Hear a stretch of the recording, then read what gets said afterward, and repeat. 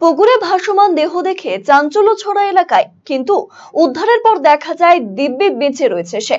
ঘটনায় শোরগোল পড়ে যায় পুরাতন মালদার নারায়ণপুরে। এদিন জাতীয় সড়ক সংলগ্ন এলাকার এক পুকুরে ওই যুবকের দেহ ভাসতে দেখেন স্থানীয়রা। ঘটনা দেখতে স্থানীয়রা ভিড় জমায় পুকুর ধারে। মৃতদেহ অনুমান করে খবর দেওয়া হয় পুলিশকেও। খবর পেয়ে ঘটনাস্থলে আসে মালদা থানার পুলিশ। উদ্ধারের পর দেখা যায় বেঁচে রয়েছে ওই যুবক। যদিও কি করে তা সম্ভব তা নিয়ে ধন্দে রয়েছে স্থানীয়রা। যদিও নেশার ঘোরে ওই যুবক জলে পড়ে গিয়ে ভেসেছিল বলে অনুমান এলাকাবাসীদের। তবে উদ্ধারের পরে সকলের চোখকে ফাঁকি দিয়েই পালিয়ে যায় সে।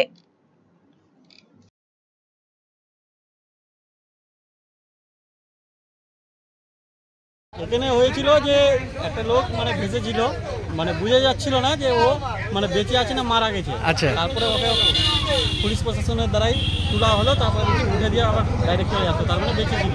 আর আমরা কনফিউজে পড়ে আছি যে ও মরে গেছে না বেঁচে আছে। এটাই হচ্ছে ঘটনার খবরে পুলিশে চলে এসেছিল। হ্যাঁ, সঙ্গে সঙ্গে চলে এসেছিল। কি মনে হলো লোকটাকে দেখে? মনে হচ্ছে যে ও নেশা করেছিল, পায়খানা টায়খানা করার জন্য, জল খরচ করার জন্য গেছিল, ওই উল্টে পড়ে গেছে তো ভেসে থেকে চিট হয়েছিল কি? চিট হয়েছিল। পুরো আশ্চর্যজনক কথা।